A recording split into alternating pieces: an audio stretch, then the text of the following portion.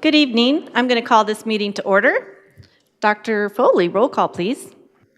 President Kaler, members of the board, please let the record show that there are 4 members present, and we have Mrs. Schultz joining us telephonically.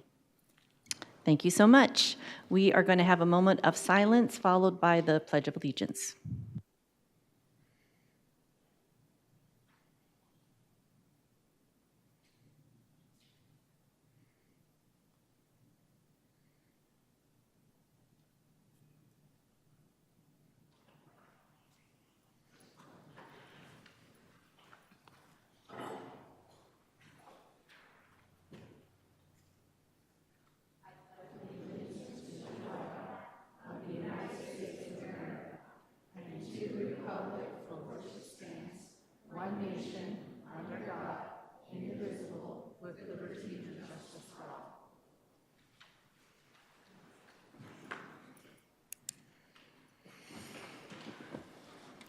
Before we go on to our normal meeting process, I am going to read a statement.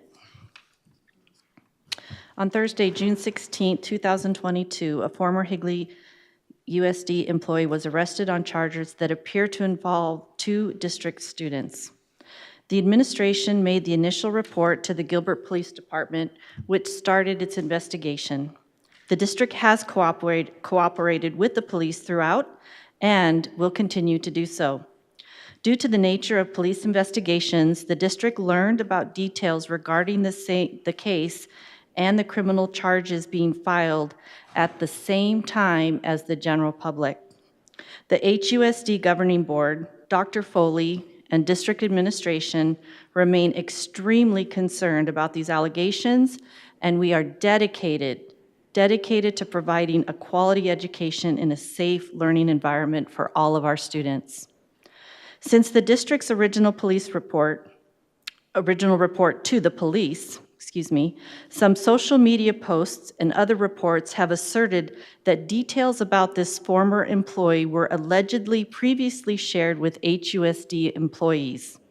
We are very concerned about these accusations regarding this former employee. The district has hired an outside attorney to investigate and help our administration review all of these matters. It is the district's intent to learn the details of any prior reported concern and how it was handled.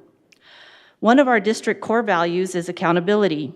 If you feel you've reported a concern that has not been addressed by our employees, please contact our district office through our SAFE hotline at 480-279-7233 or by emailing safe.hotline@husd.org, so we can be sure this issue has been received. We take all concerns very seriously and will follow up on situations that are reported. Our district will continue to review our protocols, practices, and policies to ensure our students are safe on our campuses. Thank you very much. President Kaler, do you mind? This will be sent out, correct, this information? And this statement will be posted tomorrow, I believe, today at 5:30 on our district website. Yes, thank you, Mrs. Anderson. All right, I move that we move on to our agenda, which is our public hearing. At this time, we will recess for the purpose of holding a public hearing on the adopted expenditure budget for the 2022-2023 school year in accordance with ARS 15-905.01 DE. Members of the audience are invited to make comments and ask questions during this public hearing. And this is concerning our 2022-2023 adopted budget that we've looked at several times with Mr. Moore. Mr. Moore. Good evening, Board President Kaler and members of the board. Tonight I will be presenting the adopted budget. This budget is presented tonight is the same budget that we presented at the June 8th meeting, as the House and Senate have not approved a state budget for next fiscal year yet. There are several budget bills that are being discussed, and the amounts vary in relation to the K-12 implication. and potential budget increases. And we continue to monitor those through our advocates at the legislature and our internal news sources. So at this point in time, I'll briefly walk through the same presentation that I presented at the June 8th board meeting. Nothing has changed from that presentation, but just in case we have individuals who did not watch or attend that meeting, here it is again.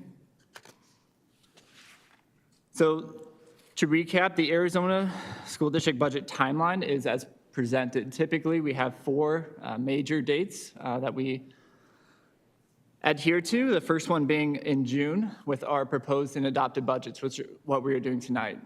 We proposed our budget at the previous board meeting, and by state statute, we have to have that publicly available in a local news source. It has been posted on our website since that June 8th board meeting, and now we're presenting the adoption of that budget. In December, we have a potential to revise our budget if necessary. As a reminder, budget revisions are only if we have under budgeted. If we are in excess of funds, like we were this previous fiscal year, we do not have to do a revision until the May date. So when we move to May 2023, we are required to do a budget revision based off our 100th day ADM numbers. That's where that 100th day is so important to school districts. That is what our budget will be revised to in terms of total student enrollment. And schools, as a reminder for those, are funded by per pupil allocation. So we revised to our enrollment at that May 2023 timeline. And then we get to do it all over again. And then June 2023, we will propose and adopt our 23-24 budget. So some of the budget highlights within this budget, I will not go into detail on each one of these lines, but again, we've talked about no additional COVID relief into this budget. We have received all the federal funding, and now you'll see tonight too an updated spending plan of our ESSER III, but we anticipate no additional COVID relief funding from the government, nor have we heard of anything being allocated. Number 2, Arizona schools will face potential cuts from the aggregate expenditure limit again in 2023. In each one of the bills that we are monitoring at the state, none of those have exemptions to the AEL, which is, in my opinion, overlooked as we're talking about increases, but those increases will then be held to the aggregate expenditure limit, and we will not be able to realize those increases in our budget. So I'm continuing to advocate for that exemption next year, and we will wait and see what happens. So, number 3, ASRS contributions are being reduced slightly. Those will affect our budget in a positive way. It also affect our employees in terms of their take-home pay by that percentage. Number 4, our M&O to capital transfer will continue to be $4.4 million to fund our middle school leases. In addition, in this budget, we have seen an increase of approximately $3.6 million, and we are proposing that be added to the 4.4 to make a total transfer of $8 million, partially because we are waiting for our potential bond to be voted on in November. And so that allocation will provide a capital contingency if that bond does not pass, in which we can fund capital projects without doing a budget revision at that time. And number 5, Higley Medical Insurance is moving to a self-insured plan. That estimated budget savings is over $500,000.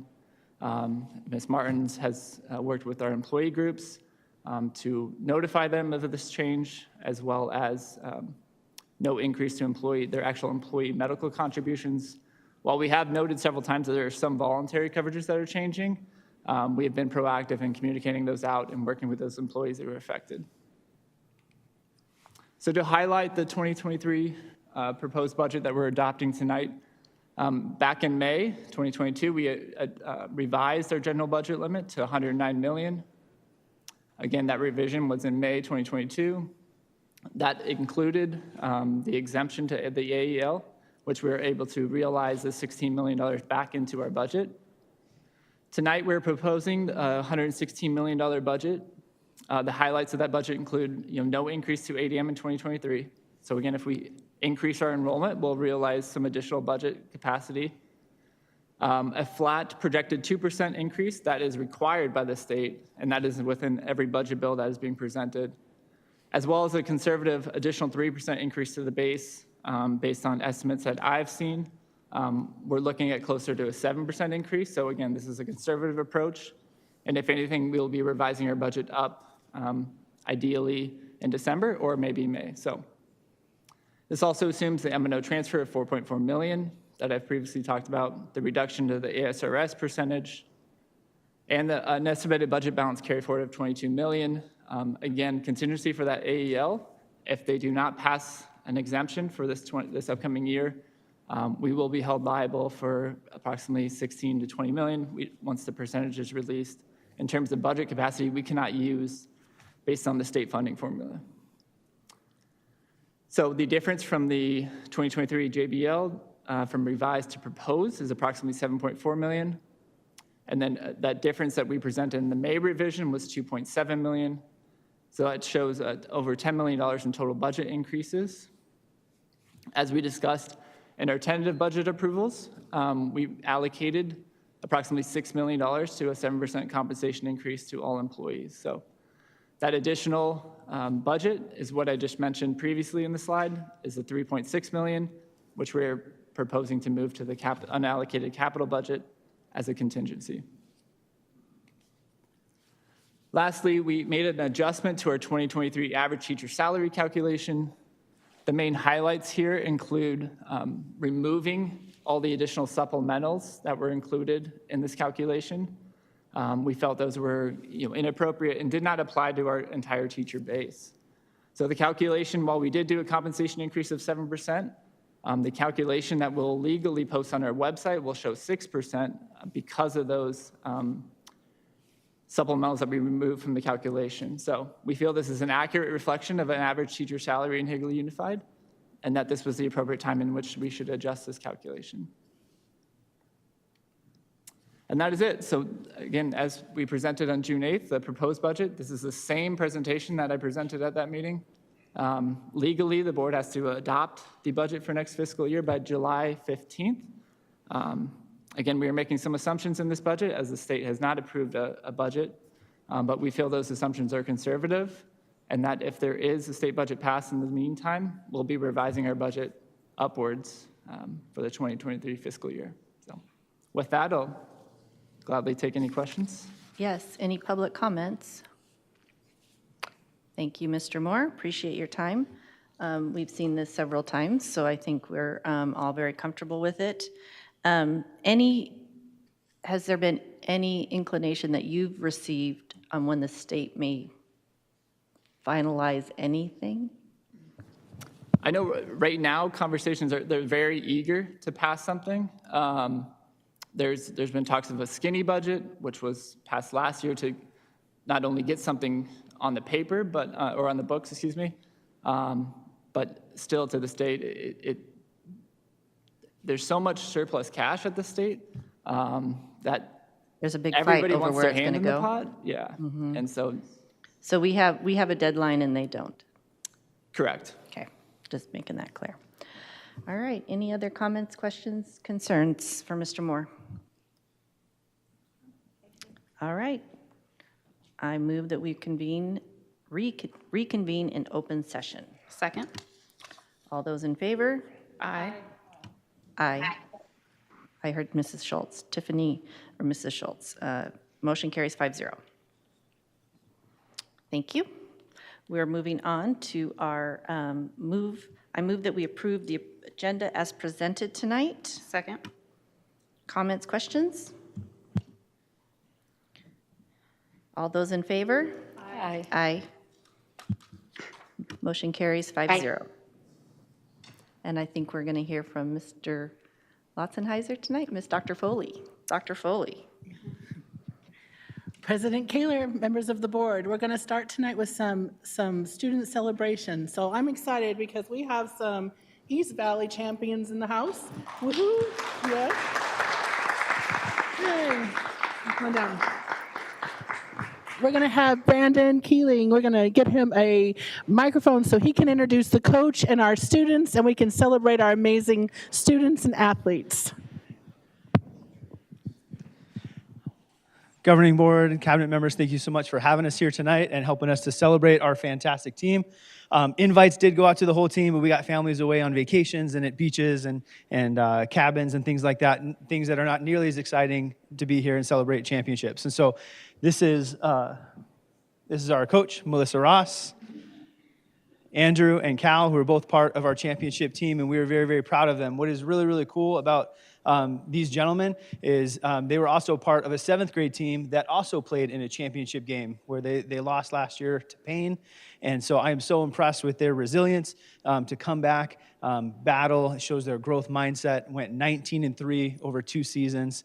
And Coach Ross did a fantastic job coaching them up as they beat Castile of all schools, which is always an added bonus.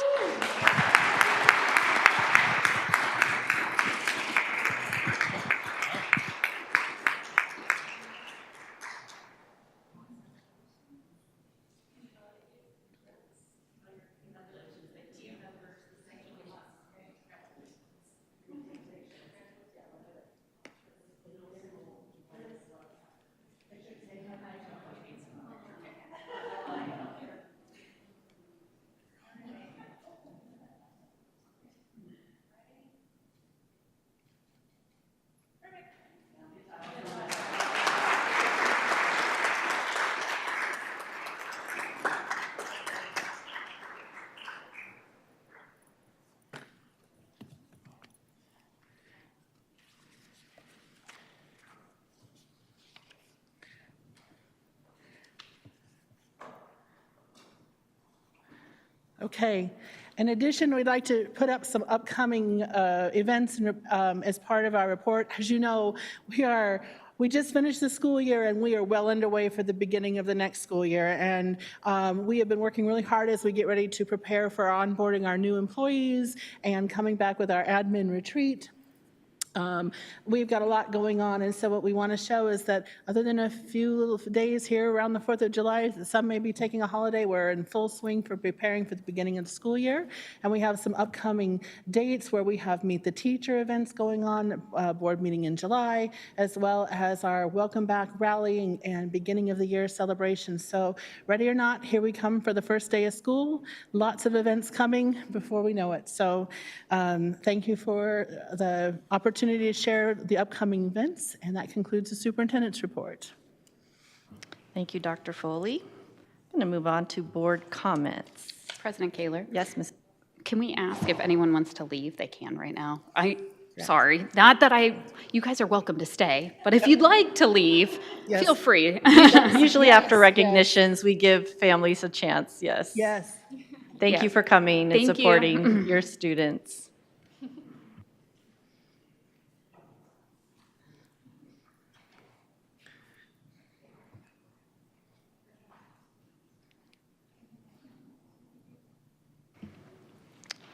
Any other board comments? All right, we're going to move on. We have one speaker tonight, so we value input from our constituents.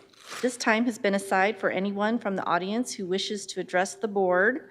Please please remember, this is not an appropriate venue to evaluate, discuss, or criticize district personnel. Policy KEB provides a process for complaints about personnel. Speakers should be aware that false statements about individuals may result in civil liability. Members of the board may not discuss items that are not specifically identified on the agenda. Therefore, pursuant to ARS 38-431.01H, action taken as a result of public comment will be limited to directing staff to study the matter, responding to any criticism, or scheduling the matter for further consideration and decision at a later date. Please limit your remarks to just 3 minutes. And tonight, Emily Anderson, please.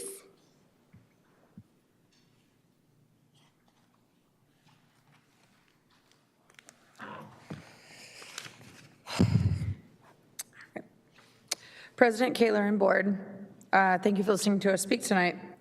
I moved to Gilbert January 2021 to get my kids into school like normal and thought this would be a good move for them with the insanity that was going on back in California. And at first it was.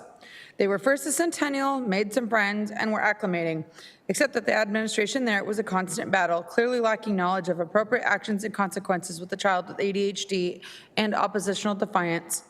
And they basically trashed the accommodations my son had from his old school, most importantly, a one-to-one aide. After the 2021 year, I moved them to Power Ranch after asking other parents about the schools, and now I'm not sure that was a good move either. My kids both have had endless issues with bullying and, oh my God, the behavior of some of the sixth graders, and I, after myself, met with the principal 8 times, my daughter's friend's mom, and multiple other parents. Nothing changed. I don't know if that's district policies on disciplinary or whatever. Nothing changed. Students in class calling out across rooms using words like, God, there's children in the room, the B word, ho, hey, horse, slut, so on and so forth. Things that I've never used around my children, and I had to explain to my 12-year-old daughter what those words mean and why they're so disgusting. Even physically aggressive towards another student whose mother is right here.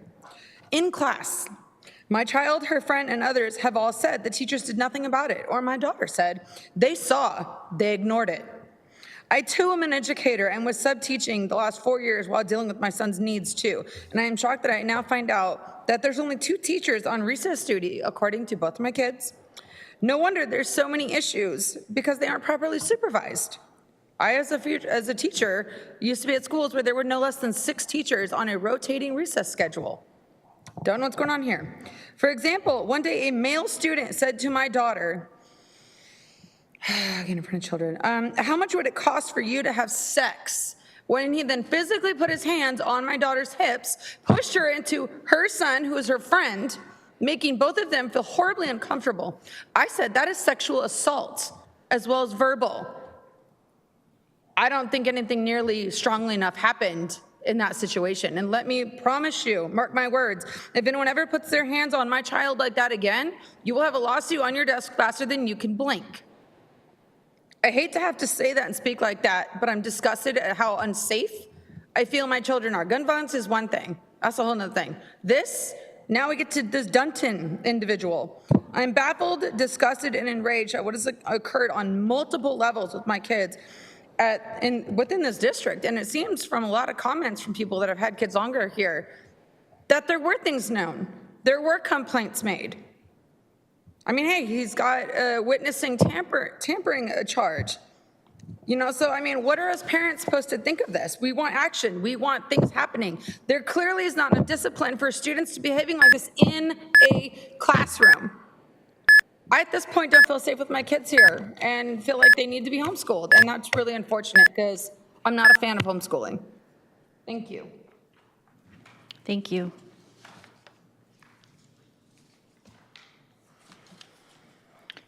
Okay, we're going to move to 8.0.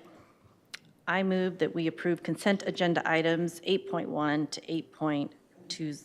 Second. Questions, comments, concerns? Mrs. Anderson? Thank you. This is regarding 8.9. Approve the disbursement of the results-based funding dollars.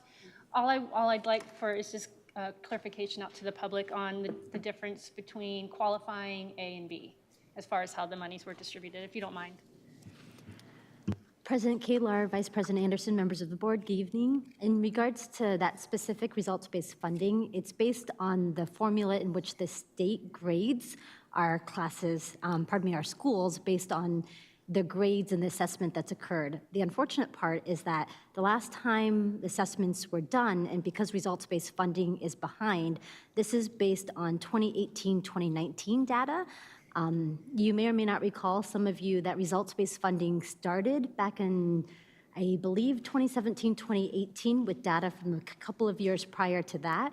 And at that time, the district was informed by the state that it was only going to be a one-time instance, but it's continued every year since then. The district worked collectively with our education association to determine the best way to distribute these dollars, and we've been operating that formula ever since. So qualifying and A are clearly two different qualifications. So it's just based on, so qualifying, it looks like the schools received more based on the formula. So it was, I'm just trying to help to understand myself and others listening, what separates specifically besides the formula, or is it just formula that determines qualifying versus A? Correct. It is a formula, and I couldn't pretend to explain all the details of that formula. So the state addressed and identified specific things in relation to what is a qualifying school, and it is related to items involving free and reduced lunch, grades, assessment, et cetera.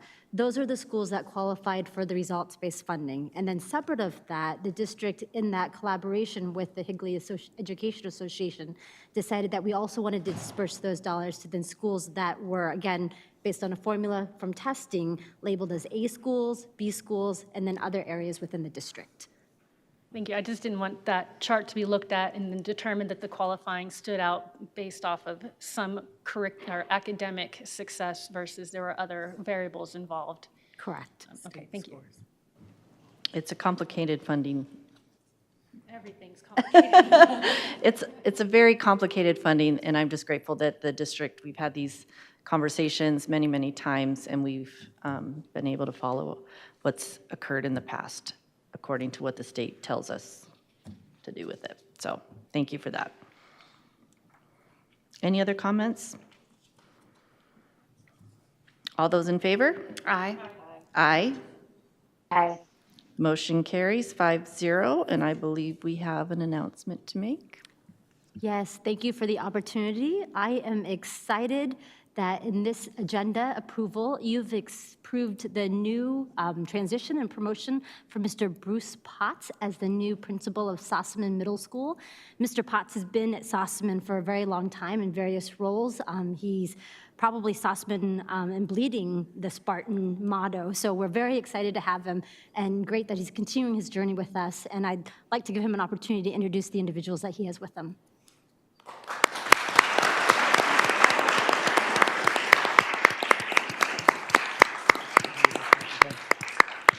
Thank you, Ms. Martins and the governing board. It's pretty surreal. I started here as a sub a long time ago, and Miss Michelle Anderson was actually my supervisor when I was a substitute teacher back in the day. So it's an honor to be the principal, and it's still trying to wrap my head around it. I'm lucky to have a great team, and my wingman, Mr. Keeling, is here, and so I couldn't do it without him. So I just want to thank everyone. I have a couple people here with me.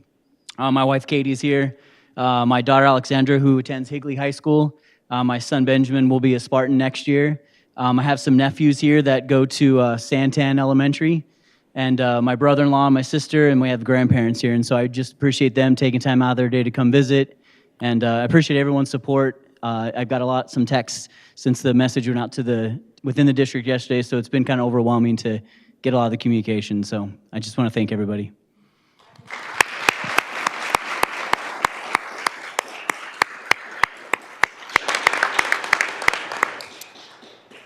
Mr. Potts, we are very excited for Sossaman and all that you bring to the table there and all that you brought in the past. Funny story, just because you're here and I can share it, that I was the office receptionist when Sossaman opened, and I had been on vacation and I missed the walkthrough. So they let me come on campus, the first day was open, and I walk through the campus and I walk into a classroom and I see a bunch of men sitting around a table talking. I'm like, hi, are you the construction workers? And they're like, no, we're the social studies team. And I was like, oh, I'm so sorry. So anyways, Mr. Potts was there, but it's been a joy to have you at Sossaman all these years. And I know you're so faithful to Higley, and we appreciate all that you do. I appreciate it. It's just interesting. I really have a relationship with everyone up there. Yes. I've had Reese's in my classroom before. Ms. Wilson and I have been on the calendar committee together. See? Sossaman is in good hands. We're grateful. Thank you so much. Congratulations. Okay, we are moving on. And again, you don't have to stay, family. We understand. It's okay. We're moving on to 9.1 in our professional development update. Dr. Treat, Yeah, I'm so guessing. President Or Dr. Kaler. Foley first. Yeah, President Kaler, members of the board. We have asked Dr. Chris Treat, who is our wonderful Director of Professional Development, to provide an update for you. As you know, professional development has been a real focus for us since we added this position this past year. And as you have heard and have read, we've done a lot of work in this area. And we are excited to provide a quick update for you on this, on the work that's been done and the work that will be done moving forward. Thank you. Thank you, President Kaler, members of the board, for getting the opportunity to talk to you a little bit about what we've done and what we're going to be doing here in the areas of professional development. And I don't want to ever give the impression this is something that I've done all by myself. There's a wonderful team of educators that I'd like to make sure I recognize here. These folks that make up our professional development team. We've got instructional coaches, our gifted coordinator, and so on. And they work very, very hard to bring quality professional development to our teachers, all for the benefit of our students here in Higley Unified School District. And I can say without hesitation that in over 3 decades in education, this is the finest group of people I've had an opportunity to work with, as far as not just their skills, but their instructional demeanor and their ability to work with peers and to be that type of customer focus. So you're going to hear a lot of servant leadership sort of ideas come out of my mouth here tonight, because that's what we really strive for. But as strong as these folks are, it's important to recognize that we need to develop ourselves too. And part of our mission was to try to pull together to take our strengths that each of these instructional coaches and our gifted coordinator had, to try to come together and make something even more, to be better as a team than we can be as 10 individuals. And so to do that, we've established weekly meetings where our team comes together and we make certain that all members are given the opportunity to contribute, where we provide professional development for each other. Sometimes I'm providing it, sometimes it's other team members. Each of us brings something to the table, and it's important that we all kind of focus in on that. But I'll tell you what we did to even get things started, get that ball rolling, a culture built, was we defined our core values. And we did the same type of work that as an administrative team we did at the administrative retreat last year. And as instructional coaches and those professional developers, we wanted to make certain that our values were in alignment with those district values, so that we were able to walk the walk and talk the talk. And from that, we developed our collective commitments. What were the things that we were going to guarantee to truly exhibit that servant leadership and make certain that the people that we were working for knew that we were there for them and to help them be the best that they could be, all for the betterment of our students. And so that was our whole kind of process. Sometimes, as I said, it was an internal sort of professional development we did for ourselves, but we also did bigger sorts of ideas.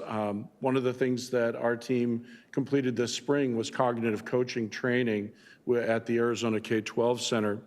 Cognitive coaching, in a nutshell, is empathetic listening. So when you're working with a peer, it's not appropriate to direct and to tell them what they should and shouldn't do, but it's more of a dialogue process. And in this, our instructional coaches were able to really develop and hone those skills of that empathetic listening so that they could best understand what the needs of the teachers are to go ahead and meet the needs of their students. You know, I've always maintained that the best professional development is either the answer to a question or the solution to a problem, but you don't know what those things are if you can't hear and really listen and understand what the teacher's needs are. And the cognitive coaching gives our professional development team a set of skills and tools that they're able to use with each other, as well as with our teachers and so on. So it's really important that we do that kind of work. And one of the things I want to point out as an example of that collaboration, instead of being 10 specialists in 10 different areas, is our development of instructional maps. We started by building a template that we're going to use throughout the year next year to really help make things easier for our teachers to marshal the resources that they have and marry them with the standards that we follow. And so we've created a template and we have a plan of action. So throughout that 22-23 school year, our instructional coaches are going to work with teams of teachers to unwrap standards when able, or to go ahead and pull together the sequence of learning and align it to the vast array of resources that we have. Part of what we try to do is help teachers be more efficient with their time, because there's so many demands on their time.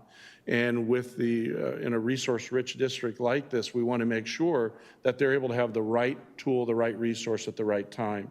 We feel these instructional maps, which our coaches will curate and make certain that are available to those teachers, they're going to have that instructional sequence and have all of those resources at their fingertips, including common formative assessments, as well as the types of resources that might be purchased or might be part of our adopted or approved ancillaries and so on.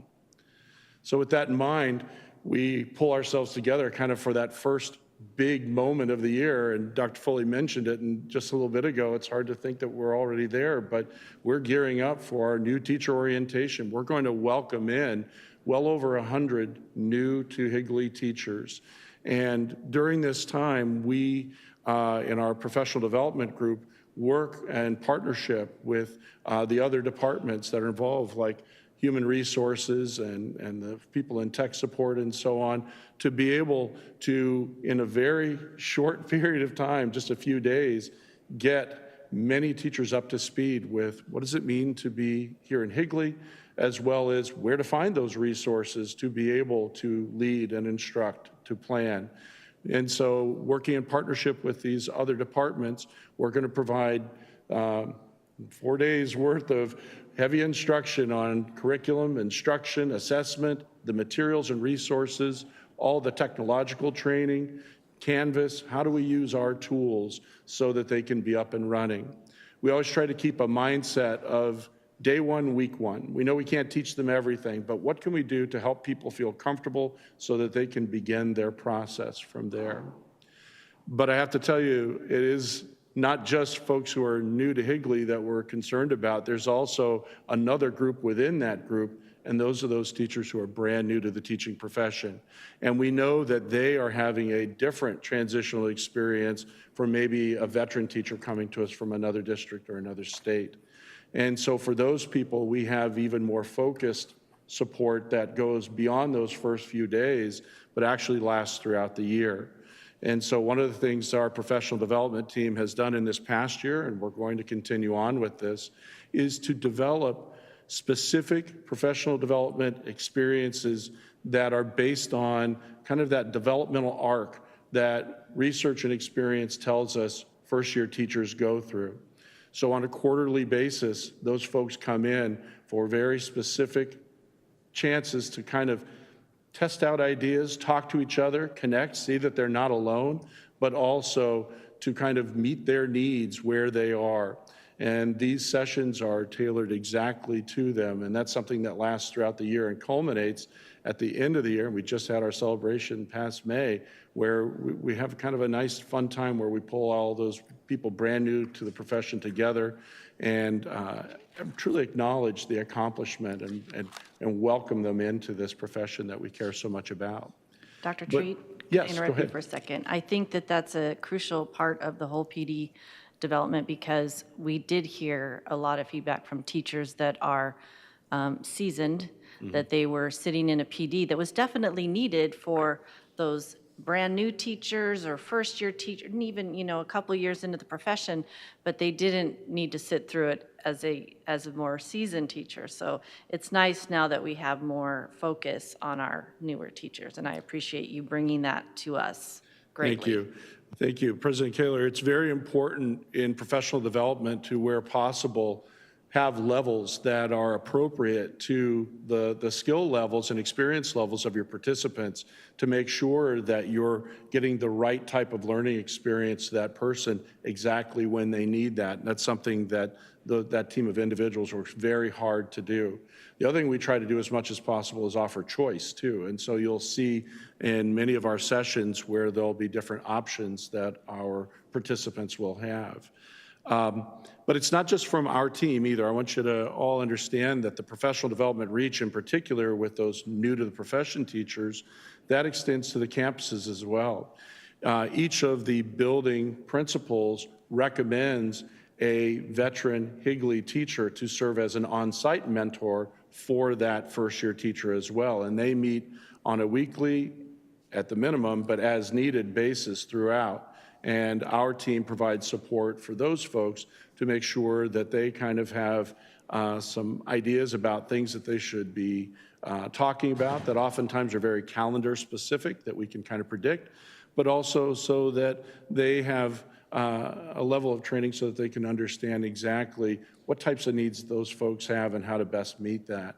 And we've had a tremendous success with our mentors. I can't thank them enough because they really care about their campuses and they care about their profession and fellow teachers, and they put a lot of energy into that. So I thank them for that, and we compensate them for that too. And that's something that I'm very proud that our district makes the commitment to value the time and effort that they put in for their efforts with those new to the profession people.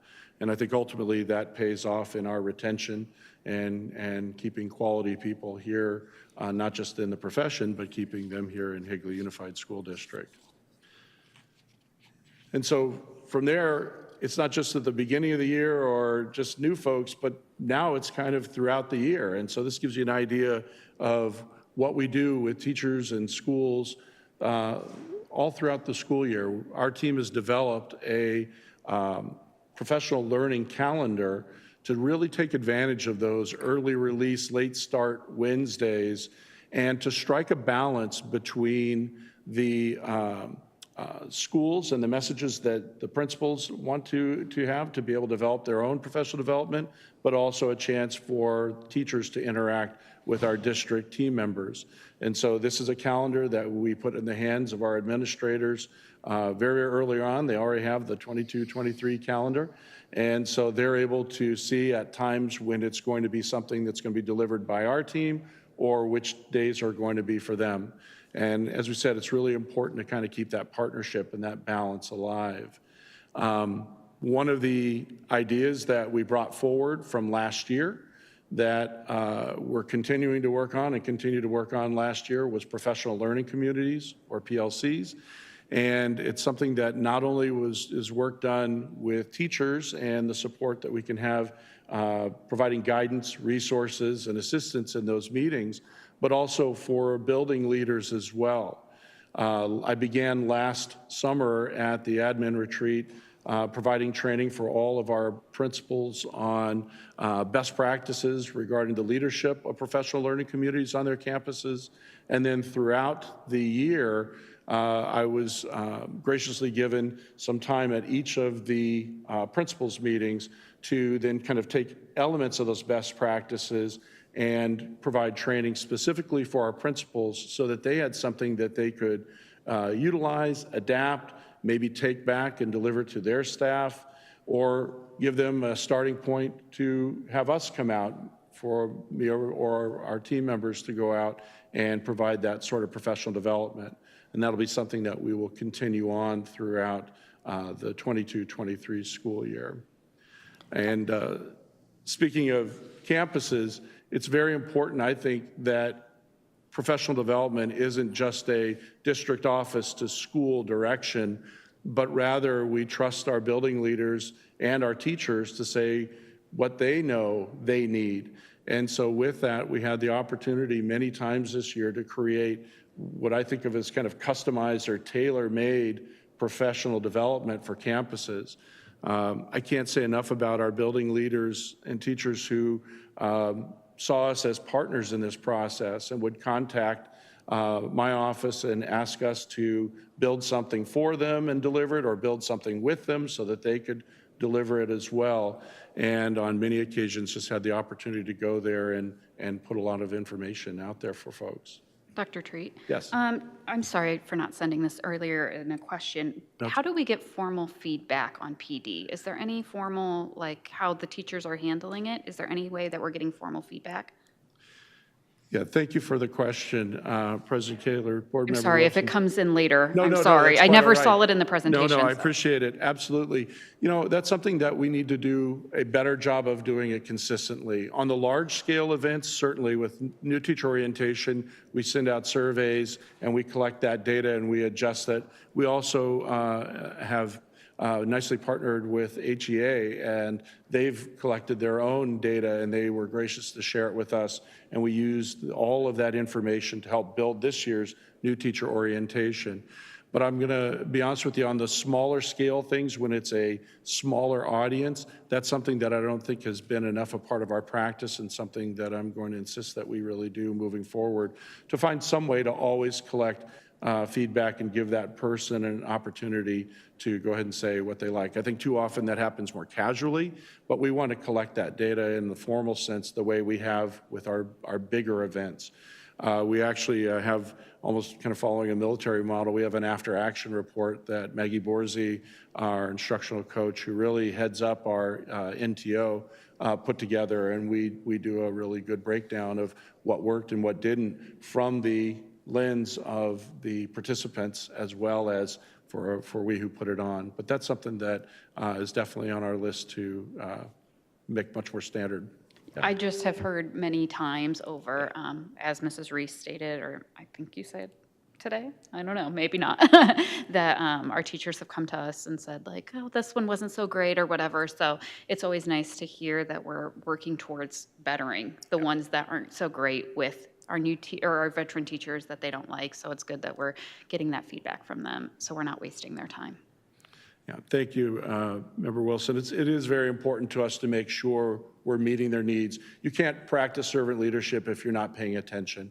And we have to pay attention before when we develop professional development sessions, but we do have to pay attention afterward too and see what's really landing and what isn't. I know that a lot of our instructional coaches, when we've had kind of, again, bigger opportunities to work with larger groups where we've combined schools, they've done a lot of pre-surveying to let the teachers kind of prioritize their needs before we develop what it is that we're going to bring out.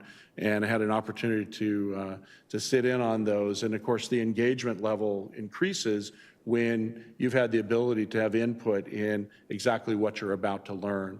And so I think that's something that was a real strength from our team this year. Yeah. Dr. Treat, Yes. just a good time to talk about it, just for a moment. I'm so grateful that we were able to kind of, navigate early, or we call it late start, but it's so that our high schools can have a regular PD. Having half days doesn't work in the high school because of sports and tutoring, and there's just so much more going on in the high school level. I know that we also adjusted our middle school calendars as well so that they too got time for PLCs and PD.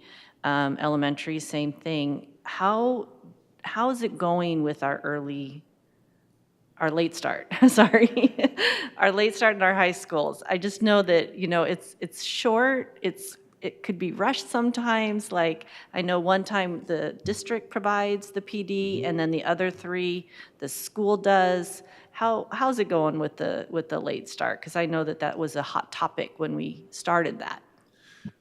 Thank you, President Kaler.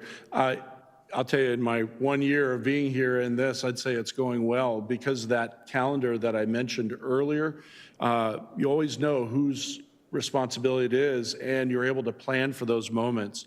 So I know that the building principals are able to know exactly how to leverage that time, and I can assure you that our instructional coaches who lead those secondary PDs, particularly at the high schools on those late start days, they put a lot of energy into their preparation, and that's where I saw a great deal of that surveying ahead to make sure that that time was well used. Because, again, I can't answer the question or solve the problem if I don't know what it is, and our folks have really reached out and done that.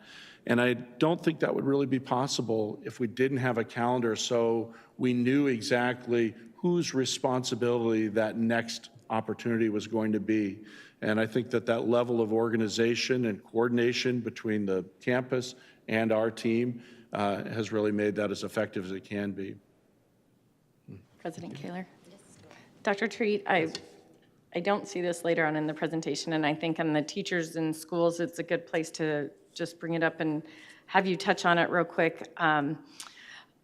We have teachers who teach specialized subjects as well, even in our elementaries. There's music, there's art, there's PE. And with having you as a coordinator and having coaches, and they've had an opportunity, one, for teachers to step up and get some additional skills on perhaps presenting, and they've put together some professional development for their specialized groups.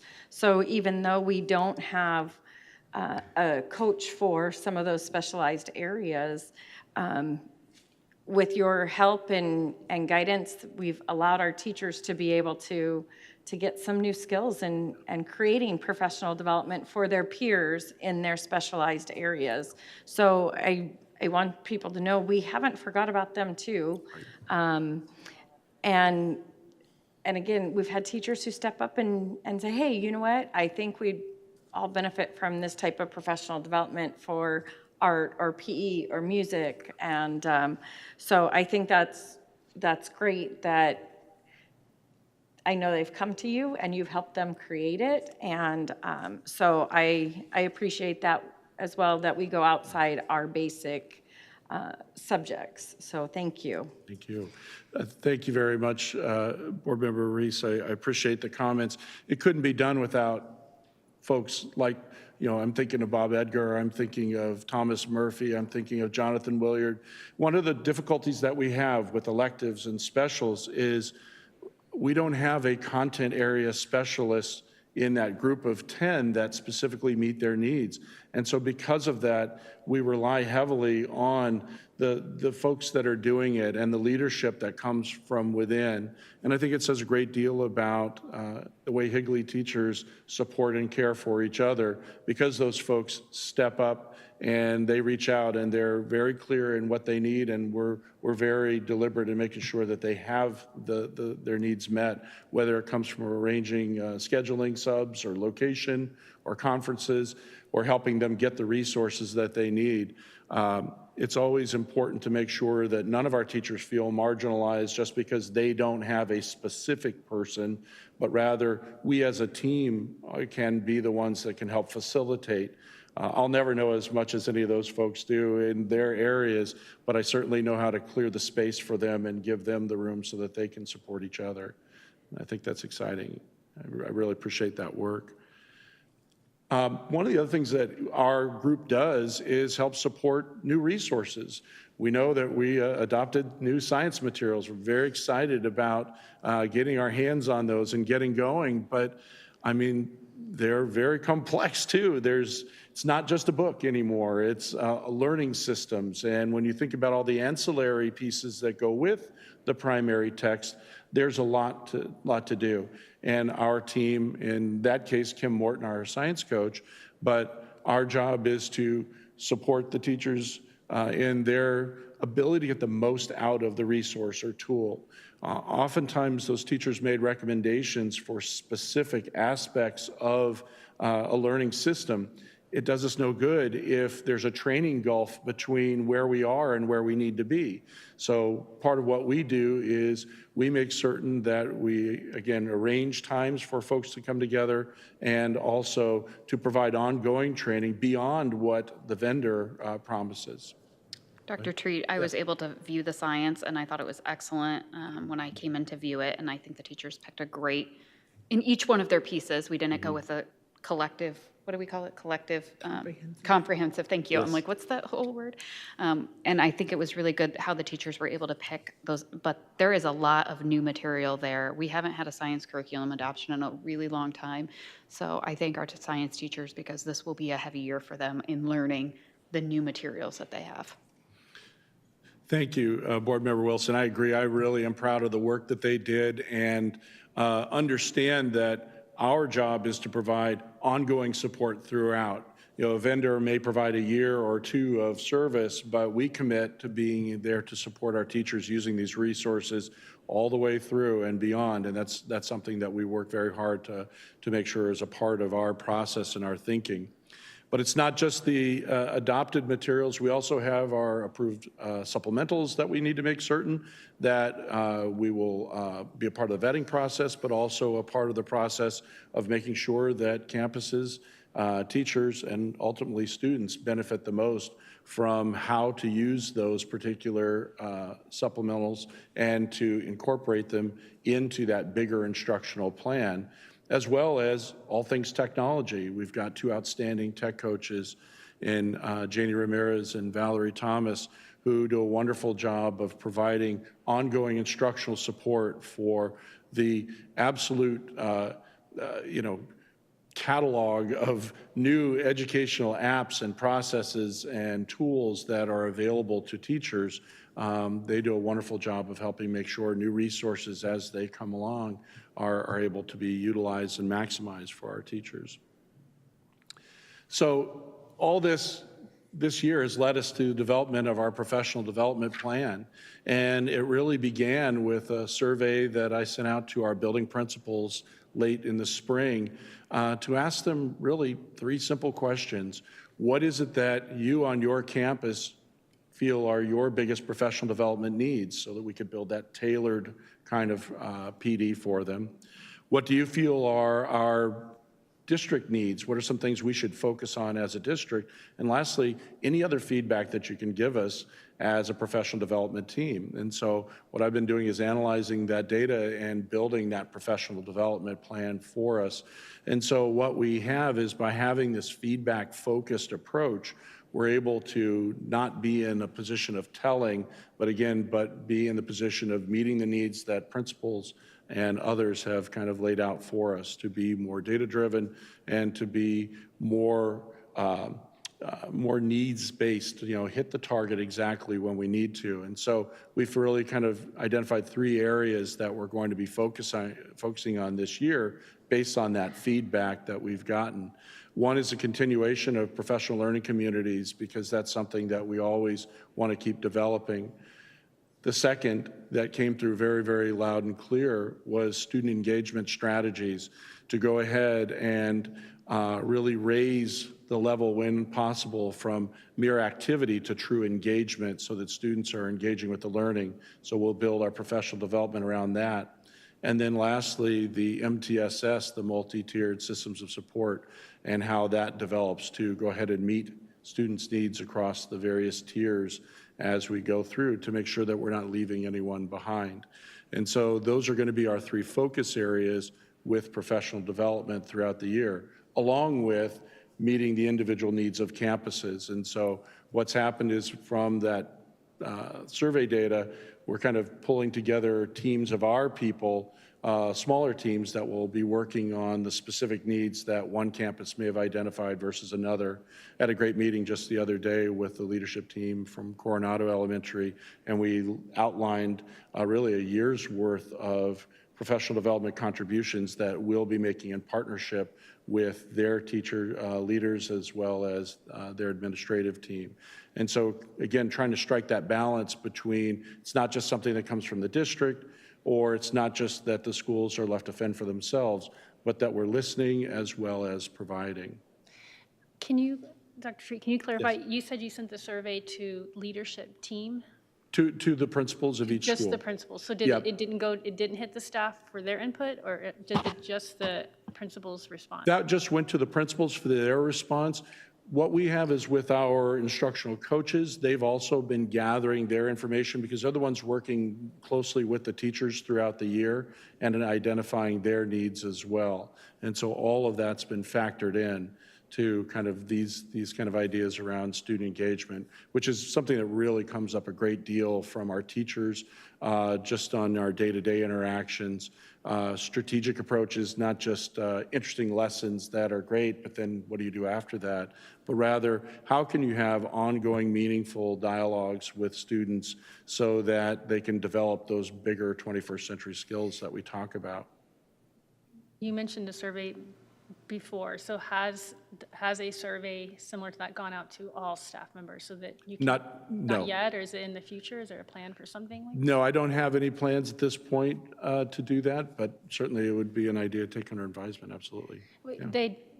did it in the school district I work in, and it was nice to put in specifics of just what we'd like to focus on, and then as our PLC, as a department chair, just listening in of information or seeing weaknesses or strengths. It just really, not that we ever got what we asked for, but it was just nice to say, hey, this is definitely areas that we could use some growth or just reinforcement in.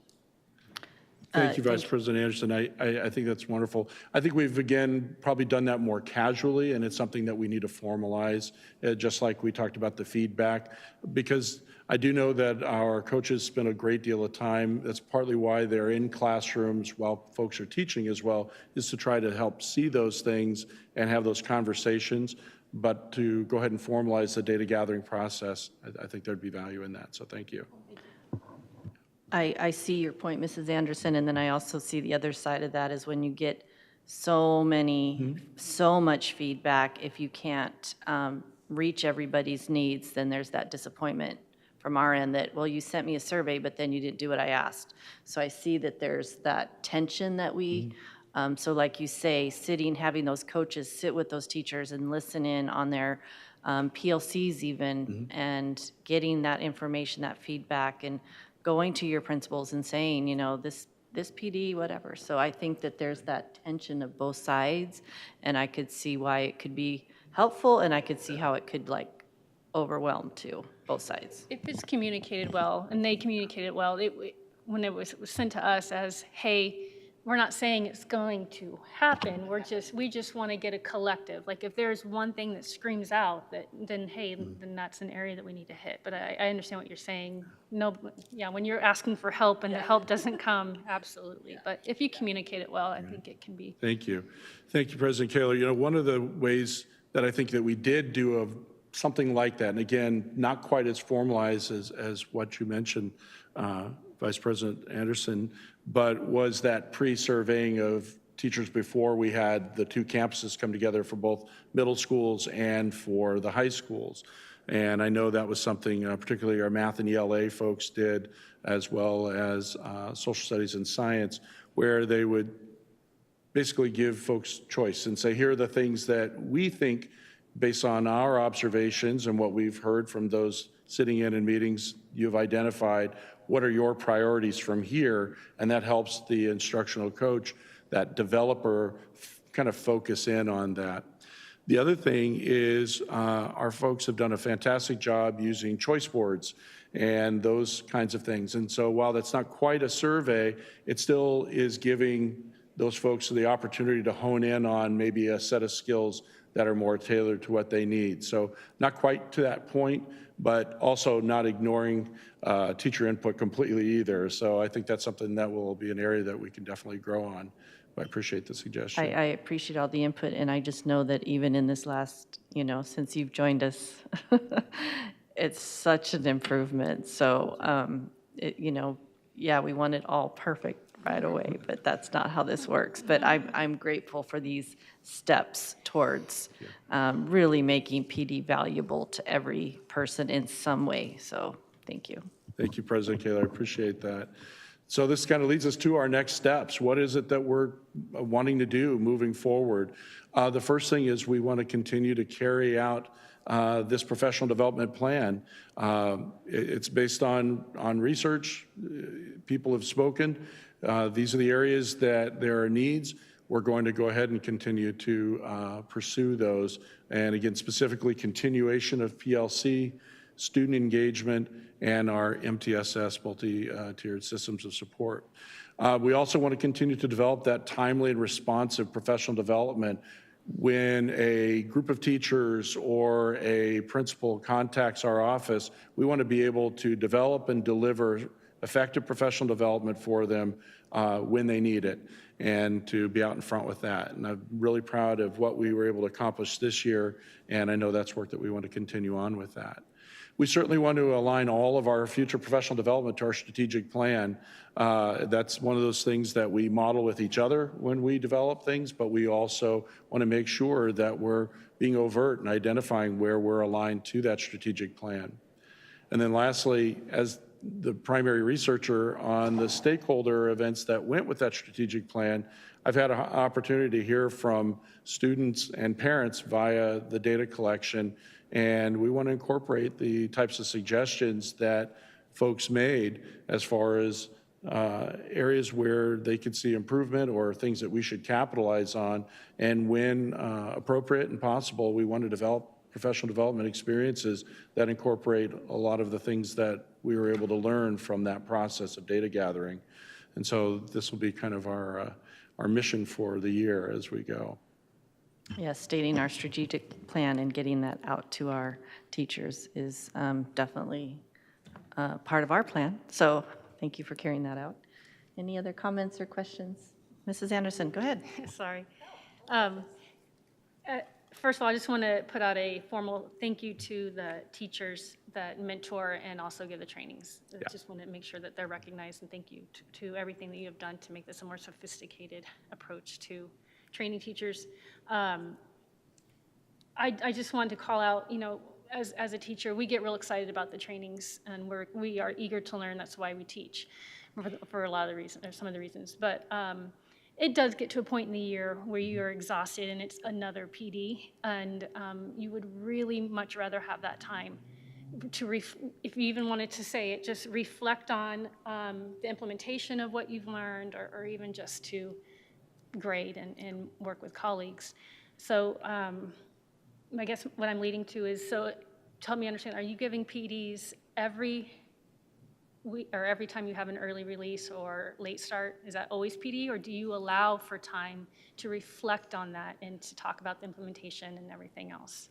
The schedule that's been created, essentially our office is one day of the month of those early release Wednesdays, late start Wednesdays, and the rest belongs to the schools. So it's for PLC time, or it's for school directed, and that can be as they choose and what they can do. Okay. We do really work hard to make sure that we're never being tone deaf to kind of the time of year, as well as the needs of teachers.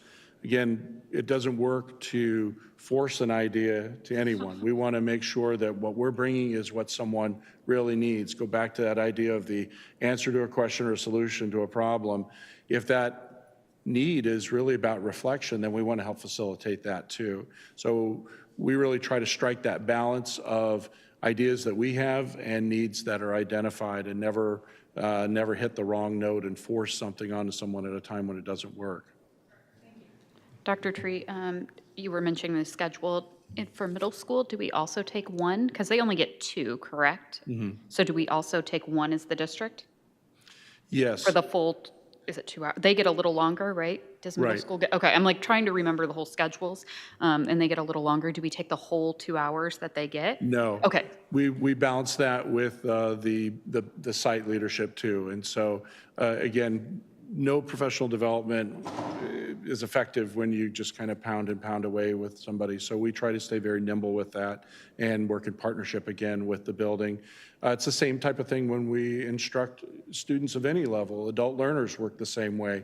It needs to be varied, and it needs to be responsive. And so we don't go all the way through like that. We don't take the whole 2 hours for middle school. We'll maybe take an hour for district needs, and then. Right. Okay. Great. Just want to make sure that they still get the same level of PD that everyone else gets, even though theirs are broken up into 2 a month, where other schools get 4 a month. Thank you for answering that. Thank you. All right. Thank you, Dr. Treat. We see your name everywhere, and so we appreciate you very much. All right, we're going to go on to a policy revision update. This is an information item, but it's going to come to us in a few moments for an action item. This is straight from our ASBA. Is there anything that you'd like to add, Dr. Foley, as we look at this?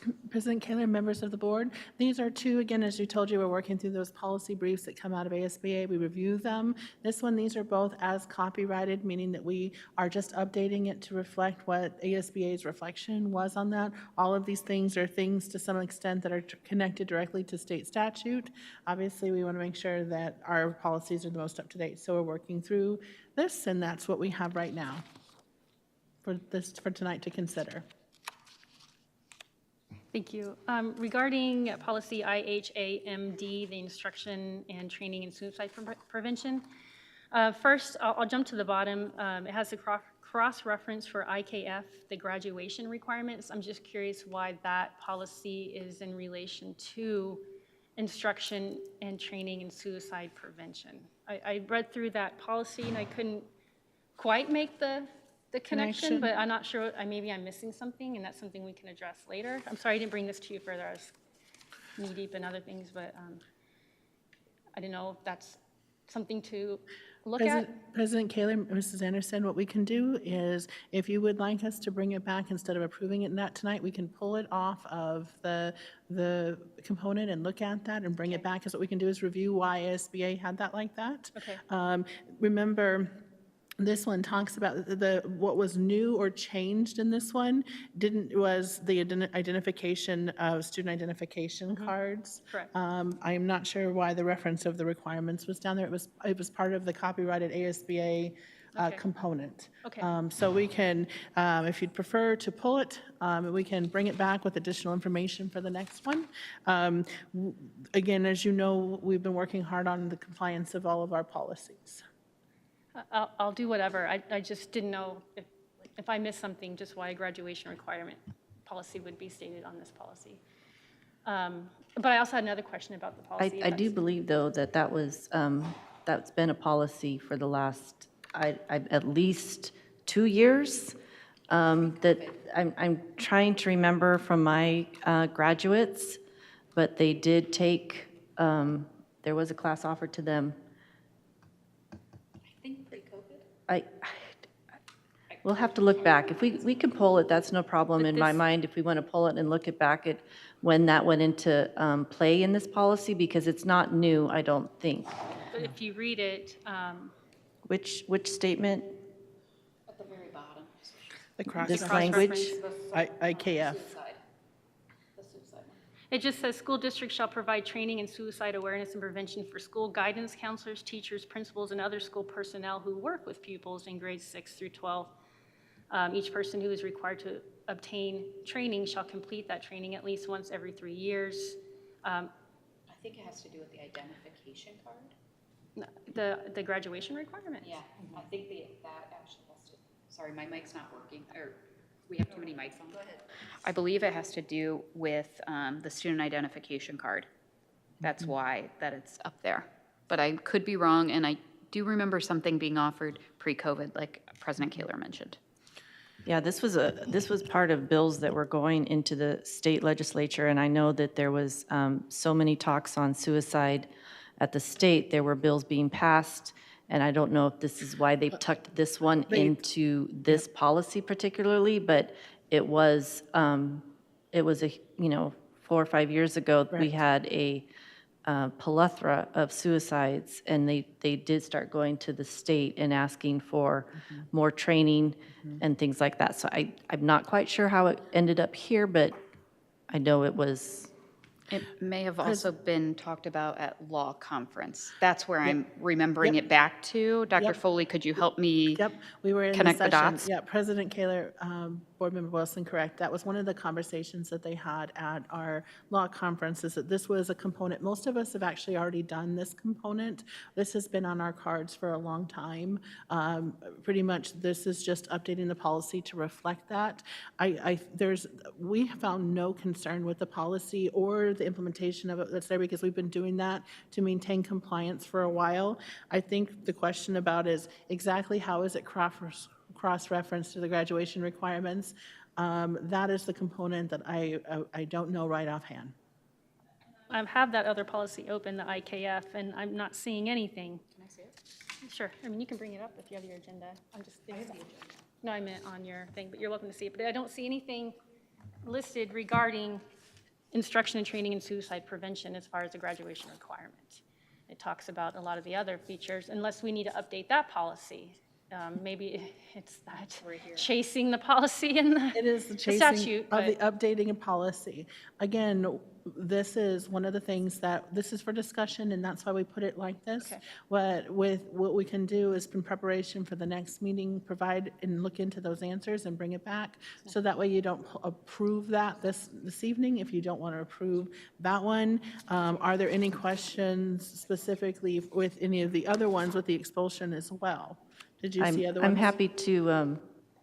happy to pull it off, Yep. our action item for tonight, Perfect. and then bring that back for further discussion so Any- we could compare. Any discussion on any of the policies, what we'll do is take that information, policy committee will meet and look at this. We'll provide updates for you so that you can kind of read about it ahead of time, and then we can discuss it again in the next session to determine if we're comfortable passing them or not. Are you comfortable with that, Mrs. Anderson?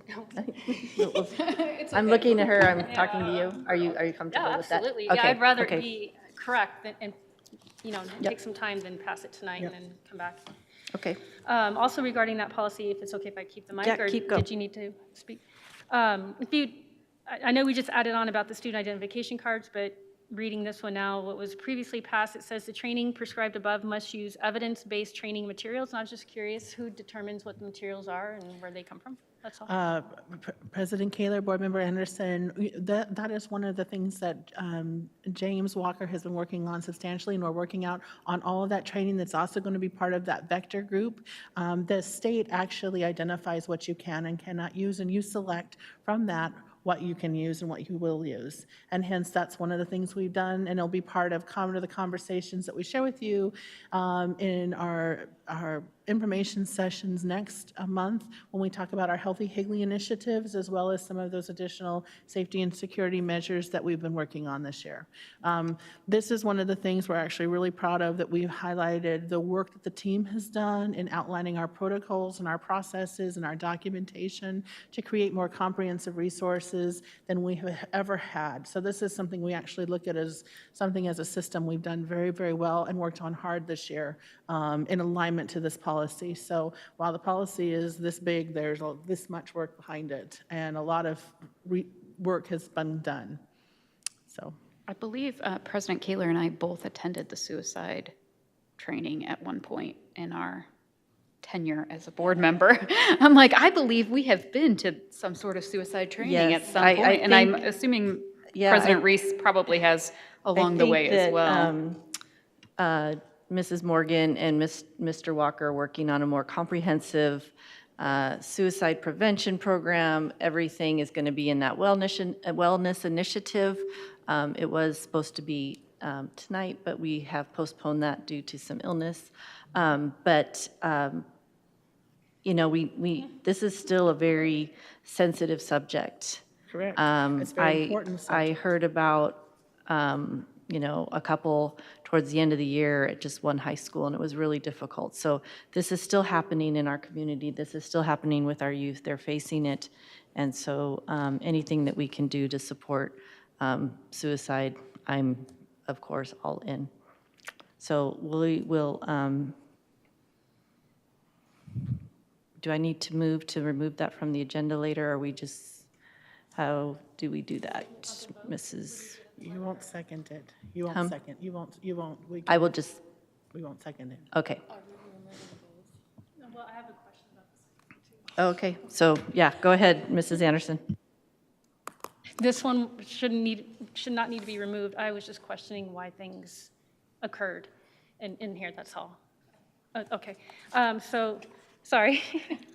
My first question is, in the very beginning, there was the first statement, I believe, I printed and I'm not seeing the strike-throughs, but there's a strike-through on thank you, the language, very first sentence, a recommendation to expel, oh, maybe I did the wrong one, shall be, and it's strike-through the principal and forwarded to the superintendent. So I'm just curious what the reasoning for that? The strike through was what we do is we sort of show you what was taken out from what was previously there. Right, but So, why remove that part, I guess? in order to keep it copyright, we decided to keep it copywritten. When we read it, we felt that it didn't add to it, and we wanted it to maintain its copyrighted form because of how actually litigious and connected this one is to some of the updates that came out of the legislature, and hence one of the reasons why we wanted to make sure it was updated. So what we did was struck through what was being removed from, so that you can see blue was what was added. Right. Red was what was struck through, and as we are presenting it as keeping it as a copyright to what ASBA provided. Okay. That's why. And then the second strike through that and so I guess if you're striking through to keep it copyright, Correct. there's a strike through on F8. The copies of potential exhibits to the extent available. So that references to a copy of this letter will remain on file and the letter should contain, so this is a formal letter to the responsible parent or guardian, and then that part's left out, the potential exhibits. And one of the reasons why is if you look at number 9, it kind of addresses it, so it kind of duplicated it a little bit. So I think the thought was keeping it copyrighted, we would have to remove the copyright if we left it that way. And we felt it was addressed in the updates that were there, and the recommendation was, and as we've seen with most districts who've had this conversation, they also kept it in the copyrighted form. Okay, I just read, I took exhibits as being like maybe, lack of a better word, evidence or things that came through on the investigation, whereas It seems like we're still going to do that in 9. Okay. F9. Copies of the policy, copies of this policy, unless provided in connection with the same infraction. So I read those as just being two different artifacts.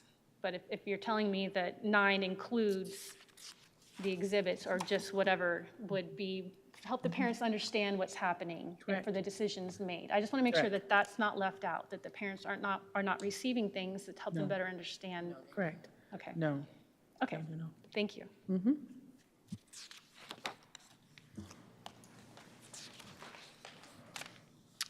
Okay, information item. Next up, we are going to go on to our information item and the updated ESSER III spending plan. And this is going to be submitted or presented by Mr. Moore.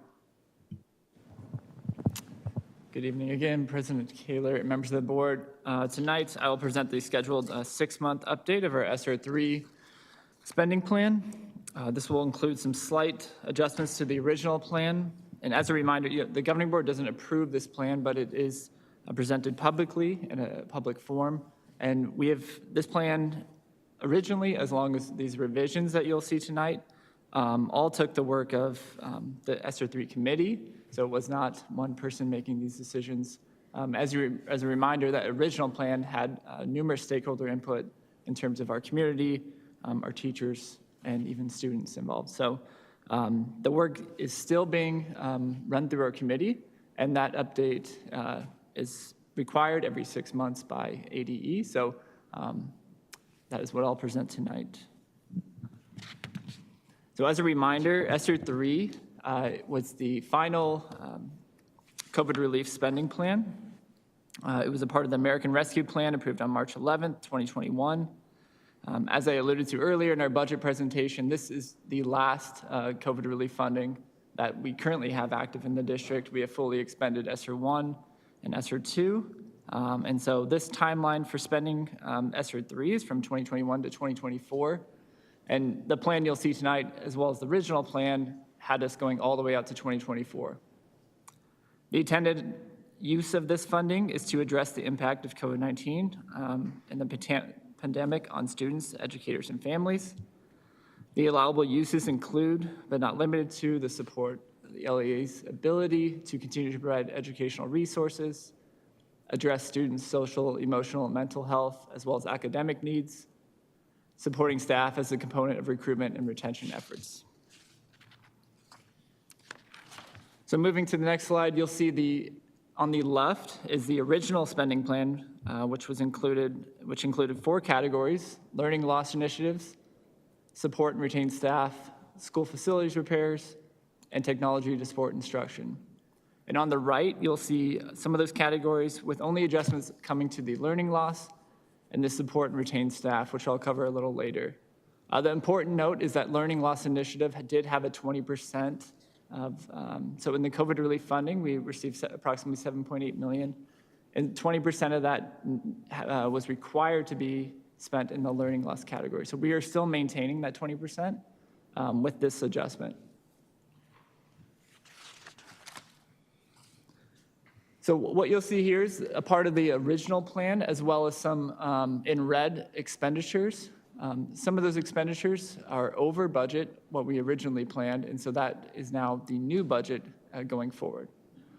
To start off, free summer school and tutoring, we originally estimated a $400,000 cost per year. What we are realizing is far less in terms of actual interest and participation in the summer school program. And so we are revising those expenditures down slightly. You'll see, I think through all our communication and all our efforts, we are still providing free summer school for any credit recovery, as well as throughout the year tutoring programs by offering teachers additional supplemental pay to provide those tutoring efforts through ESSER. And so for the next couple fiscal years, we'll continue to monitor those expenditures, but we've slightly revised down to approximately $725,000 for this category. Mr. Moore, do we still do tutoring over our breaks, in fall break and spring break? Do we still offer that? Sorry, is that part of this? I'm sorry to put you on the spot. Yeah, over fall breaks, I'll have to defer to Dr. Foley on that one. Sorry. We can get additional clarification to figure out which funding source we use for that and how they're identified. I think we might use title. I'm sorry. I think we might use do, title. I just in don't that. want to misspeak for this Right, allocation. you're right. I'm so sorry. That's okay. I think it's important to note, though, that every opportunity for tutoring that we're funding it from this. So the funding source, yes, is coming from ESSER. I'm not privy to some of the opportunities out there for those tutoring efforts at over breaks. We have multiple funding sources. Yeah, we'll get that information You to you. mean one of the 65 buckets? You're not sure which one it comes out of? We will confirm. Thank you. Moving down the list, as you know, counselors have been a big topic in terms of addressing social emotional health of our students and staff. And so our additional plan included adding 3 counselors to service our elementary students. It was also to include to add 1 district lead. We were able to fill and hire that position, Ms. Morgan. And then it also added positions that would be grant funded through 3 years. So that alluded to positions, we would fund those positions for those 3 fiscal years. I'll defer to Ms. Martins in a second, but some of the issues we're having and why this expenditure budget has been reduced is filling those positions. Coincidentally, every single district is also trying to hire additional counselors with this funding source. So with the pool, and I'll let Ms. Martins elaborate a little further, but the pool of this group is rather small. And so we've revised this slightly, and I think Ms. Martins has some more input to that. Yes, thank you, Mr. Moore. President Kaler, Vice President Anderson, members of the board. In regards to this specifically, as Mr. Moore mentioned, we were successfully able to hire the Assistant Director, Ms. Dina Morgan, and she'd started with us in March, but it has been a struggle. We have a neighboring school district that's much larger than ours, and they're looking at 9+ counselors, and their pool has been very difficult too. So in working in conversation with Ms. Morgan as well as Mr. Walker, what we discussed was what alternative ways could we address this to successfully fill the positions and support what we need to do, but do it in a manner that makes the most sense. So in conversation with them, Ms. Morgan reached out to the Arizona Department of Education, and we talked with them about creative pathways. And what we were able to do is, instead of hiring certified counselors, we are going to make them teachers on special assignments, and they're actually individuals that are working on the degrees. So they're certified teachers that are currently actively engaged in a curricular program to get their school counseling degree, and they just have to show us they're continually active in the program to continue to be renewed each year as a result of that. We've been able to hire 2 recently as a result, both of which, well, one specifically, the other one I'm not positive about, that's actually within our district, but has been working on their degree in this area, and they're excited about this opportunity. So I think it's a great compromise for us in regards to that, especially for those individuals that are internal to us currently in supporting their efforts to continue their certification in other areas of interest. I think that's awesome that we're thinking outside the box, being that everyone's hiring counselors and it's really hard to find. I think it's really cool that we're thinking outside the box and trying to find people. Yeah, I think it's important to know, like, the purpose of this funding is to address that need. And so, when we realize there's an issue there, we try to address it and be proactive and try to make sure that we can provide support to these students and especially our elementary students. The last portion of this learning loss category was the 95% phonics core classroom program. Dr. Chris Treat and his team we have purchased this product. It came in a little higher than what we initially budgeted, and they're working on implementing this product to our teachers. Moving forward, the second category, support and retaining highly qualified employees. We have fully expended the one-time retention stipend. That dollar amount represents the individuals who qualified for that based on the criteria up on the board. So that came in a little less than estimated, so there's a slight savings there. That is the final expenditure amount on that. As you know, the retention type stipend for next fiscal year will be funded from the Plus Up grant, which is a state funded grant. Next, PD for teachers and staff. We have started some expenditures in that. And again, that $50,000 will take us all the way through fiscal year 2024. Transportation incentive stipends. Mr. Josh Crosby has been successful in filling a few of our bus driver vacancies. He still has a long way to go, but we are looking far better than we did last fiscal year. I'm very optimistic that we can support a lot of the routes this year internally and not have to contract out.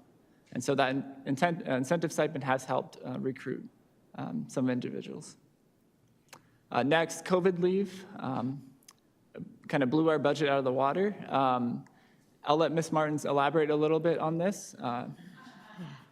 Although We were very feel generous. like it's been a long time ago, it wasn't that long ago, in which the board recalls we were struggling with our filling.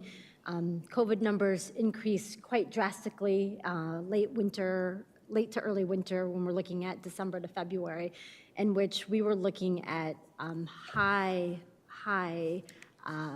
leave rates in the bigger picture. So this is a result of all of that. I'm going to knock on some wood. I'm going to find some wood somewhere and hope that this next school year is going to be different. But what's wonderful is that we had an opportunity to be able to do this and continue to do this.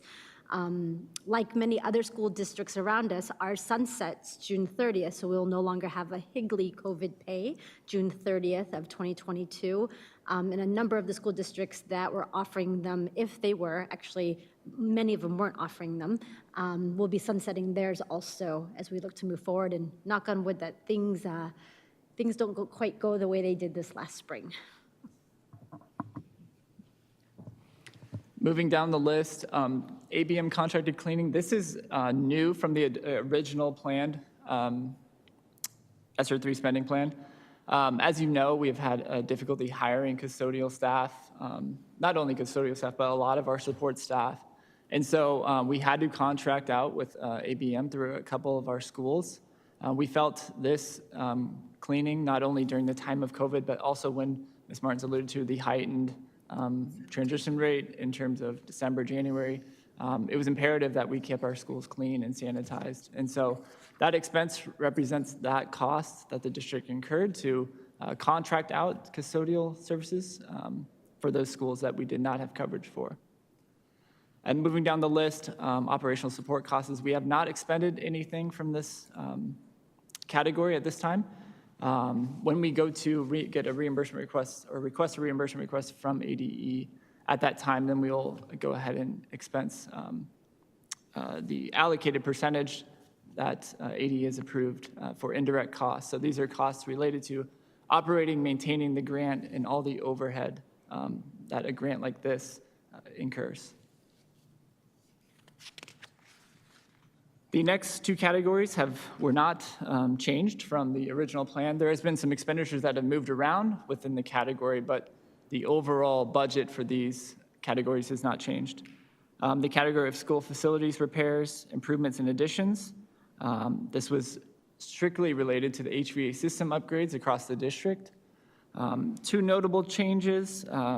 The first one coming in actual cost in the district-wide EMS system. That has been purchased. That came in a little higher budgeted, as well as we are still waiting for that to be installed as lead times have extended drastically farther than what we originally anticipated. The second cost, the chiller for Higley High School, you'll see that is over $136,000 over budget. Again, when we submitted our proposals and went through the RFP process, those costs drastically increased in that short time span in which we had approved this plan, and so we're being flexible within the original budget to address those increases. Lastly, the Santan Elementary, they have a different kind of cooling system. They're cooled or function by cooling towers, and so the governing board approved on June 8th 2 cooling towers for Santan, and that is just a modification. That need came up more urgently, and so we've made some adjustments with that. So again, this total budget will not change from $1.5 million. We will just make some adjustments to address some of these other areas that we originally planned for within our capital budget. Lastly, the category of technology to support instructional delivery, innovation, and operations. You'll see we've started some expenditures. We've purchased these student laptops for additional growth.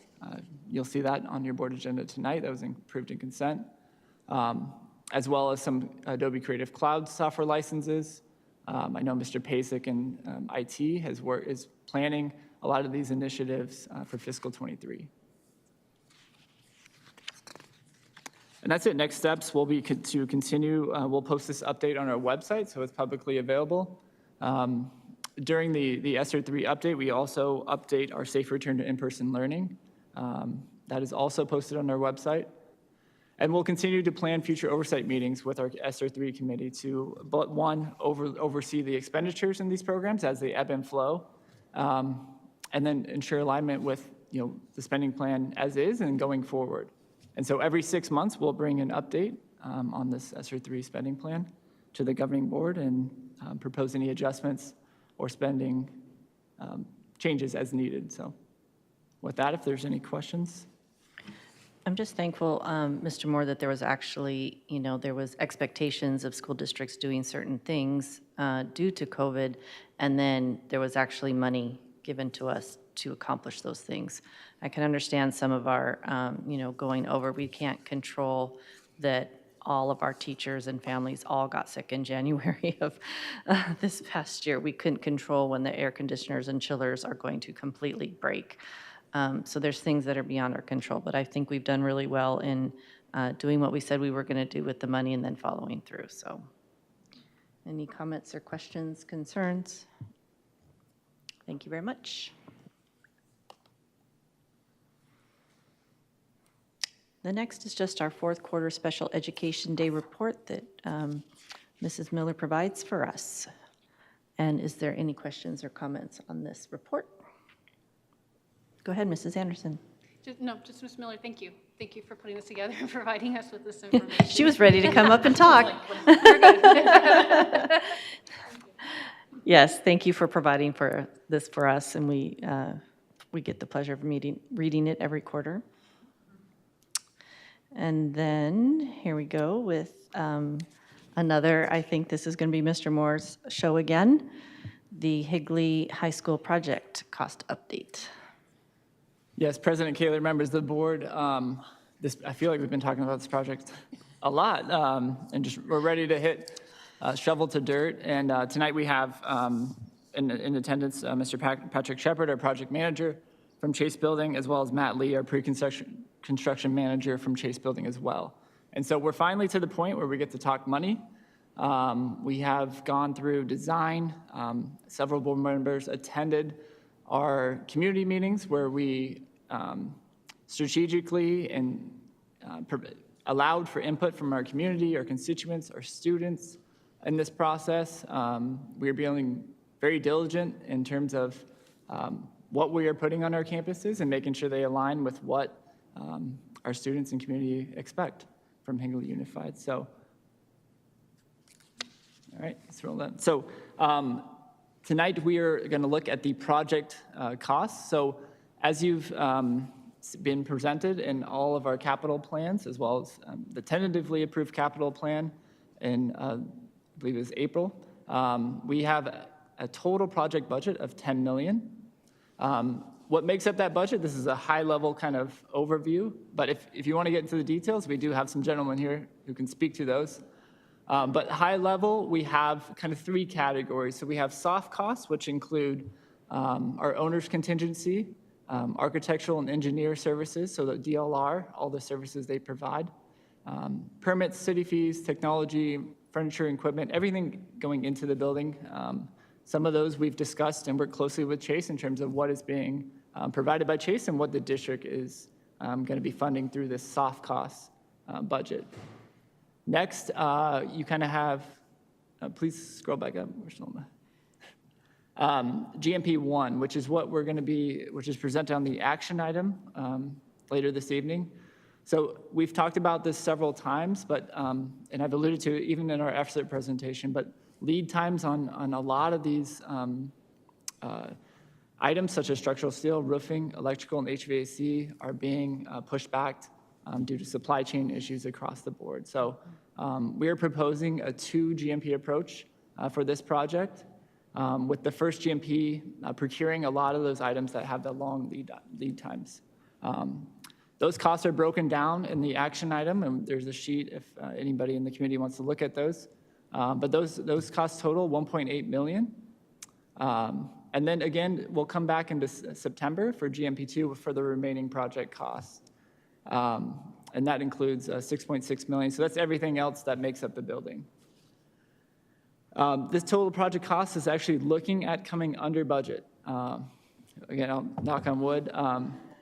But we are looking at $9.99 million. Granted, slightly under budget, but under the $10 million project budget that we set aside. And so a lot of that is contingent on the soft costs. We do have a 2% owner's contingency. It was slightly higher, but we have come across our favorite topic, lift stations, in some of our pre-construction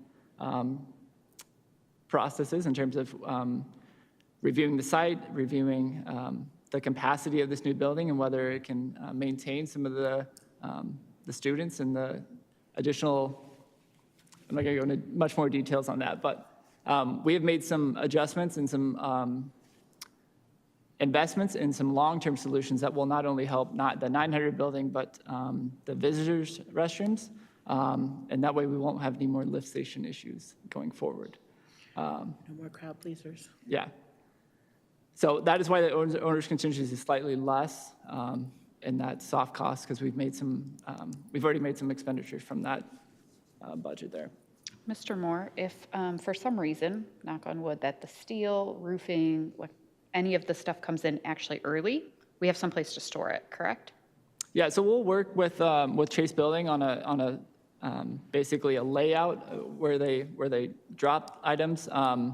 We recognize that Higley High School is a very busy campus, and so in those conversations, we will not be dropping anything on those practice fields or anything close to that facility.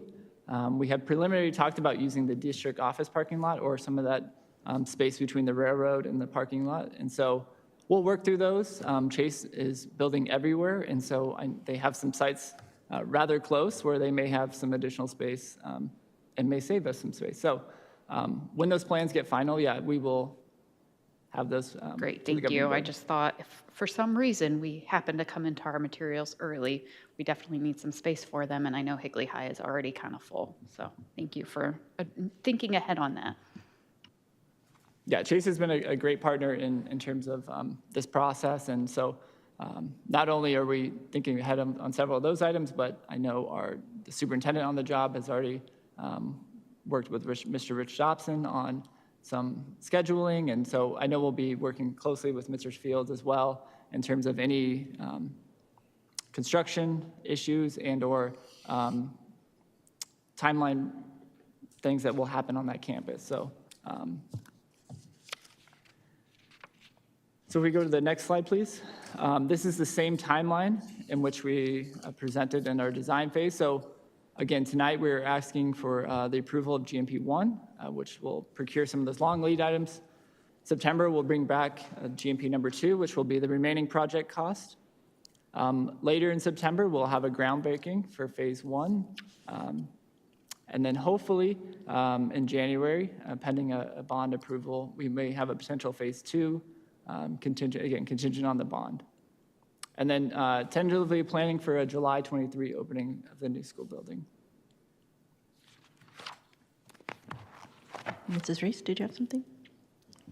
I was just gonna say how much I appreciate that you included all costs for this, so we can see the overall project, and that it's not, while we're gonna have to approve some stuff in pieces, we know that, but that you've brought all the cost to us, including what goes inside the building. So I can't tell you how much I appreciate that, so thank you. I was just going to say, I got an estimate for a pool, and it's already gone up 10,000 in 30 days. So whatever you can order tonight, gentlemen, just get on the computer and order it tonight, because, yeah, I don't know what will happen tomorrow morning at 8 a.m. So I appreciate the fact that we are doing this kind of two-step so that we can get things going. I appreciate it. I appreciate you guys staying till the end of this meeting to probably not answer any questions. I don't think there's any, but we just appreciate you, and Higley's looking forward to this new space, so we're grateful. And I appreciate all the community meetings that you were at. It was both of you. You both were at them. It really helped the community wrap their head around needing more space. So thank you. All right. Thank you very much. Next up. So with that said, I move that the governing board approve GMP number 1 in the amount of $1,865,618 for the Higley High School Project to Chase Building Team. Second. Any other comments? All those in favor? Aye. Aye. Motion carries 5-0. And then we have discussed our governing board strategic initiatives. These are initiatives that not only we approve, but we also hold, thank you, gentlemen. We also hold Dr. Foley accountable to align with her also goals and initiatives and her superintendent evaluations. So we went over that at our last meeting. We've been through it during our retreat. So I move that that the governing board approves the 2022-2023 strategic initiatives. Second. Any other questions or comments? Just thank you for the work, everybody that's put in extra time, weekends and evenings and mornings. Thank you. Fantastic. All those in favor? Aye. Aye. Aye. Motion carries 5-0. Yeah, I'm going to still do that one. So I'm going to move that we approve the policy revision for JKE. Second. Okay. Any questions, comments, or concerns on JKE? All those in favor? Aye. Aye. Aye. Motion carries 5-0. And then we will look forward to bringing back policy IHAMD at our next meeting. Future agenda items. You can see here, Dr. Foley has added a few for us. HUSD by the numbers in August. Special education program update from Mrs. Miller is going to come to the table. Our CTE update, community education update, and plus our wellness initiative and other items on this list. Is there anything other items that the board would like to see coming up? They have plenty to do with back to school. And also I hope that it's not mine, our cabinet is taking some vacation time as well as our administrators before July hits again, because once July hits again, it's no holding back. I know, no, it's not too late. They can go. They should go. They should go. All right, then I move, let's see. President Kaler, will we I'm adjourn? sorry, we're gonna from adjourn, executive we're session? gonna adjourn from our meeting in executive session. So I move that we move into executive session pursuant to ARS 38-431.03A1. Second. This is for the governing board. Will review the superintendent's contract. Any questions? All those in favor? Aye. Aye. Aye. Motion carries. And since we will be adjourning from that and then reconvening in another executive session, we will adjourn our meeting totally in executive session tonight. Good evening.